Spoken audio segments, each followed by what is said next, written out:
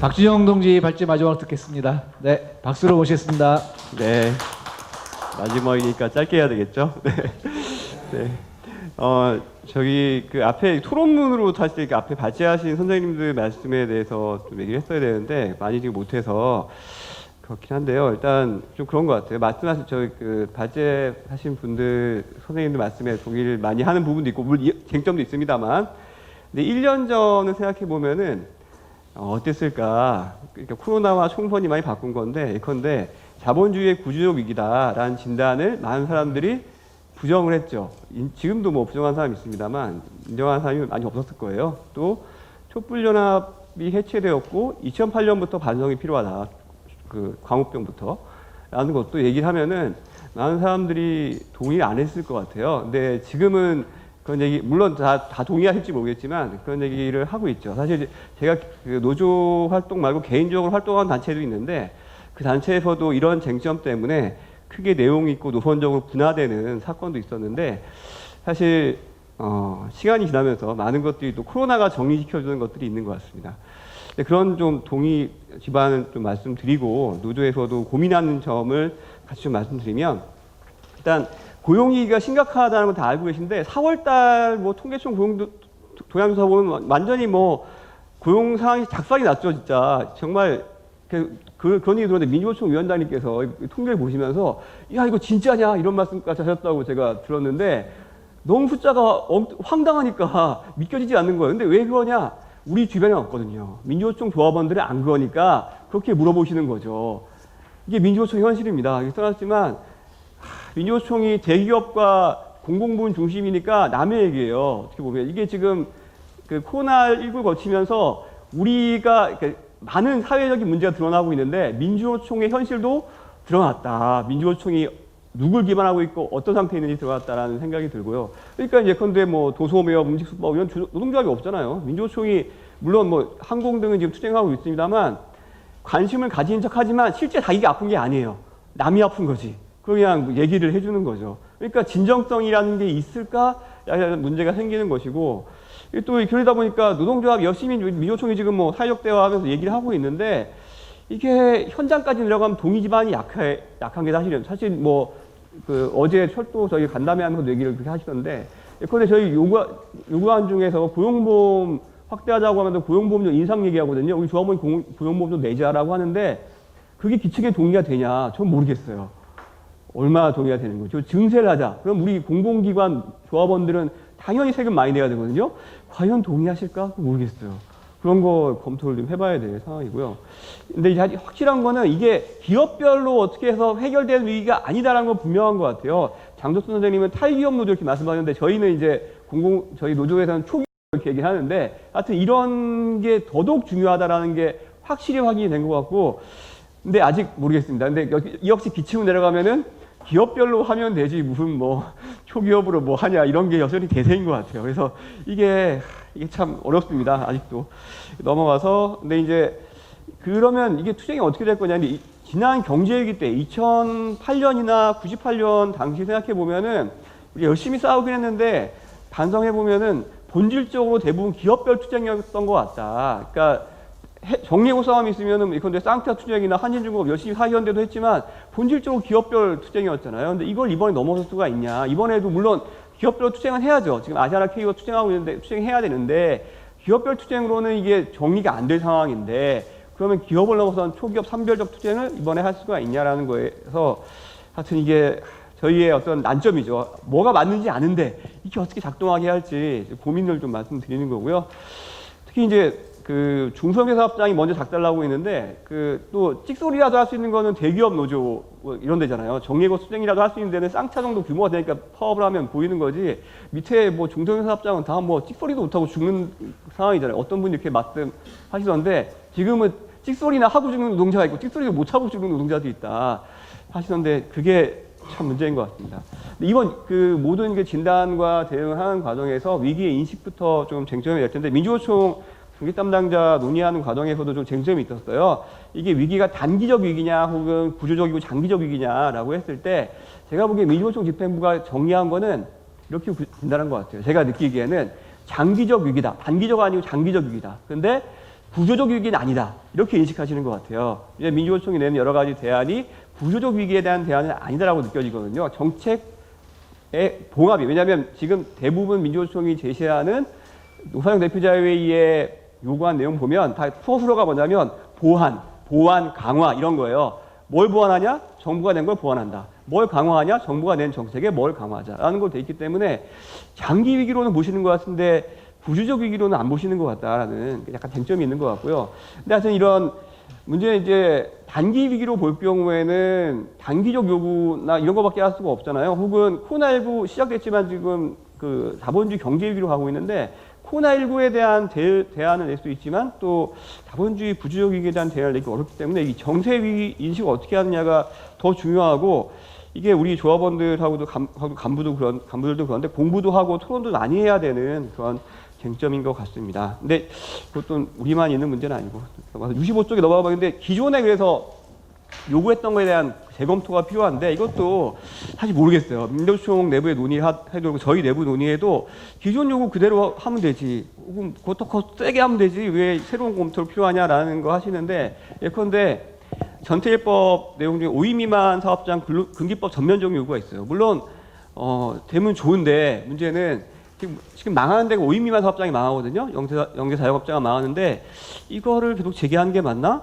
하면 저 검토가 필요하다고 봅니다. 그러면은 정제사업장 노동자가 어떻게 보호할 건지는 대안을 세워야겠지만 금기법 전면 적용 방식이냐 모르겠. 이거 고민이 필요하고 재벌 사내외 보험 환수 주장이 있는데 이것도 모르겠어요. 지금 재벌이 유동성이 부족해서 정부한테 돈을 빌리잖아요. 긴급 자금을 환수할 사내외 보험이 없어요. 근데 그걸 해야 된다고 하시는데 모르겠어요, 이것도. 그럼 뭐 어떻게 그럼 재벌을 어떻게 할 거냐? 재벌을 제가 뭐 편들거나 하자는 게 아닌데 재벌에 대한 다른 방안이 필요하다는 것인데 사내외 보험 환수 방식을 계속 주장하고 계시더라고요. 그리고 하면 되죠. 그때 저희도 대부분 문제인데 공공부문 비정규 투쟁도 올해 요구한 중에 그런 것도 있는데 그 정규직과 차별 해소가 이제 핵심적인 요구인데 물론 정당한 요구인데 이제 하반기 때 그 요구하게 되면 저 걱정이 뭐냐면 이거 인터넷에 악플이 엄청 날릴 것 같아요. 지금 해고자들이 뭐 거리에 쏟아져서 작살나고 있는데 공공부문의 공무직들은 정규직하고 똑같이 달라고 하면 이게 또 논란이 되겠죠. 그러니까 처우 개선은 필요한데 이거 어떤 식으로 접근할 거냐라는 거 이거 참 고민이고 재검토가 필요하다. 이거 우리 내부니까 말씀을 드리는 거예요. 밖에 나간 제가 이런 얘기 그냥 하지는 않는데 내부에서는 고민을 해야죠. 네. 우리 내부에서 검토를 해보고요. 네. 사회적 협의를 지금 하고 있는데 아마 지금 노사정 대표자회의 하고 있는데 민주노총 정말 열심히 하세요. 그건 정말 저도 인정하고 저도 뭐 여러 가지 페이퍼 내고 하고 있습니다만 근데 잘 안 될 것 같아요. 네, 안 될 것 같아요. 일단은 아까 말씀드렸지만 대부분 우리 요구가 보완, 강화 이렇게 되다 보니까 정부가 낸 걸 넘어서서 뭘 하자가 사실 좀 부족한 게 있고 또 솔직히 말씀드리면 저희 노조도 그런데 정부가 내는 걸 못 따라갑니다. 지금 정부가 각종 고용주의 지원 정책을 내고 있는데 그거라도 받아가지고 우리 조합원 줘야 되는데 그걸 못 따라가요. 아, 근데 더 뭐 엄청난 걸 요구하고 있는데 과연 저걸 요구해가지고 나오면은 우리 조합원들이나 혹은 미조직 노동자한테 제공할 수 있냐 우리가 잘 모르겠어요. 아, 이거 정말 고민이고요. 우리 실력이 진짜 뽀록 나고 있다라는 고민이고, 네 그렇습니다. 근데 이제 정부가 근데 지금 그런 건 있잖아요. 98년이나 2008년보다는 전향적으로 나오고 있다. 그렇잖아요. 일자리 보호를 위한 여러 가지 정책 내고 하는 게 있는데, 근데 저는 이거를 이제 그러니까 문재인 정부가 과거와는 다르게 신자유 정책이 아닌 뭘 하는구나라고 하시는 분도 있는데 저는 그런 평가는 섣부르다고 봅니다. 왜냐하면 이걸 이렇게 하는 자본이나 정부가 하는 이유는 외국도 마찬가지인데 트럼프도 돈 풀잖아요. 왜냐하면 이게 단기 위기로 보기 때문에 그래요. 걔들이 자본이. 그러니까 단기 위기에는 경제 구조를 유지한 다음에 봉합하면 된다. 정상 궤도로 온다고 보기 때문에 그런데 문제는 절대 그렇지 않을 거라는 우리 예상이 많이 있잖아요. 구조적 위기이기 때문에 구조의 파괴가 있다라는 건데 그러면은 이게 진실은 하반기 때 드러나겠죠. 하반기 되면은 이게 단기에 안 끝나는구나라고 하면은 자본이 그러면 지금처럼 계속 봉합, 양보, 고용 유지 이런 거 할까요? 모르겠습니다. 아마 과거와 같이 노동자에 대한 공격으로 돌아갈 가능성이 있다는 것이고 문재인 정부 잘합니다, 착합니다, 박수 쳐주고 정책 협조하는 걸로 가다가는 큰 뒤통수를 맞을 수가 있다라는 고민을 해야 될 것 같고요. 그래서 나중에 기업을 넘어선 총노동과 산별 차원의 대응 필요성 아까 말씀드린 뭐 그런 건데 사실 고민이 이제 이번에 노사정 대표자회의 한다고 해도 이 자체에서 성과도 성과지만 산업별로 어떤 대안을 만드는 건 필요하고 산업별로 협상이나 어떤 노사정이든 뭐 노정이든 노사든 간에 그건 필요하다고 보여지는데 사실 고민이 이런 게 있습니다. 이게 필요하다는 게 아까 사회적 합의, 새로운 사회적 합의 하신 것도 있긴 한데요. 산업업종도 필요한 게 저희 항공이 문제인데 그런데 항공이 이게 복구가 어려울 거예요. 코로나19 이후에 또 와 계신 독일도 계시지만 과거와 같은 수준이 가기 어렵잖아요. 여행이나 모든 게 가격기 때문에 축소될 수밖에 없거든요. 근데 우리가 지금 요구하고 있는 건 해고하지 마라. 단기적으로 필요하고 합니다. 해고하지 말아야죠. 그리고 최대한 시간을 벌어야 되는데 이게 계속 못 가거든요. 그러니까 그래서 고용유지 지원금이 9월 15일까지예요. 지금 나와 있는 게 특별고용유지 지원이. 근데 이걸 연장한단 말이에요.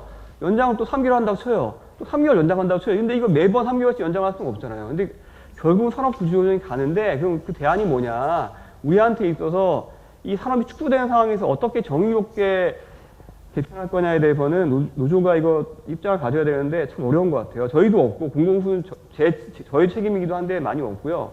그나마 금속노조 같은 경우에 고용안정기금 설치해서 하자라는 제안이 있었는데 그것도 중앙에서 부결돼가지고 참 어려운 상황인 것 같고 참 고민입니다. 고민을 말씀드리네요. 네. 유시 쪽에 그래서 한 가지 또 우리한테 저희가 던져진 쟁점은 모든 노동자의 민주노총이라고 하는 게 가능한가라는 문제인데 사실 이것도 처음 말씀드린 그런 문제예요. 대공장, 대사업장과 대기업 공공부문에 기초하다 보니까 특히 지금 일자리에서 밀려나고 해고되는 노동자를 어떻게 보호할 건가에 대해서는 이게 무슨 말은 하는데 정책적으로 말을 하는데 자기 일이 아니니까 이게 한계가 있죠. 그래서 총연맹 지역본부나 저희 지역본부도 문제인데 지역 차원의 지역 고용유지 지원 정책이 많이 나오는데 여기도 잘 개입을 못하고 있고 예컨대 지금 지역에 돈 풀어가지고 일자리 만들려고 하잖아요. 단기 일자리이긴 하지만 우리 해고자들한테 제공해야 되는데 그것도 거의 손을 못 쓰고 있는 이런 상황이에요. 다만 다소 예외적인 저희 노동조합의 내부 시험적인 사례는 영종특별지부라고 해서 영종도에 특별지부 만들어서 우리 조합원 보호만이 아니라 비정규직 혹은 하여튼 해고자 이런 분들을 보호하기 위한 여러 정책적 시도를 하고 있는데 실천적 시도를 하고 있는데요. 이런 거는 잘 확산시켜 보는 게 어떤가 싶습니다. 그래서 이제 나중에 좀 쟁점이 될 수 있는 거는 아까 장덕준 선생님이 말씀하신 것도 있는데 중산층에 의존하는 진보정당 운동에 대한 비판이 있으셨는데 이제 그 중산층이라는 게 우리 조합원들이거든요. 대기업 조합원들인데 거기에 의존하지 않는 거 새롭게 하려면 뭘 해야 되냐. 여기에서 어떤 합의 지점 혹은 어떤 게 있을 것 같아요. 그러니까 노동조합도 그걸 만들어내고 진보정당도 그걸 만들어내서 그걸 같이 할 수 있으면은 노조와 진보정당이 같이 만날 수 있을 것 같아요. 그거 어떻게 만들어낼 건가에 대해서 같이 머리를 맞대는 게 지금 중요한 시점인 것 같습니다. 마지막으로 총선 이후에 노조운동과 정치 부분은 촛불연합 복원이냐 이런 문제가 있는데 촛불연합 복원이냐 혹은 민주당을 촛불연합으로 민주당이 촛불연합의 촛불의 계승자니까 민주당 지지하면 되냐 혹은 민주당을 제외하고 촛불연합을 재건할 것이냐 혹은 이런 여러 가지 논란이 있는데 촛불 자체가 단일한 실체가 아니었다는 게 다 드러났잖아요. 그때 여러 세력이 모여가지고 동상이몽으로 그러니까 광화문에 만나긴 했는데 다 동상이몽으로 만나서 촛불은 들고 있지만 생각은 다른 이런 게 다 드러났는데 그러면 앞으로 어떻게 할 거냐? 제가 보기에는 민주노총은 지금 촛불연합 복원하자는 입장이신 것 같아요. 여러 문건을 보면. 근데 장덕준 선생님 비판도 그렇고 그런데 저도 보기에는 촛불연합은 원래 동상이몽이었고 이미 해체됐기 때문에 그걸 복원하는 게 올바른 방향이라고 볼 수도 가능하지도 않다. 그리고 진보정당이 그걸 복원하자고 하다가는 같이 공동 동망할 수 있다라는 생각인데 쟁점이 있는 것 같습니다. 네.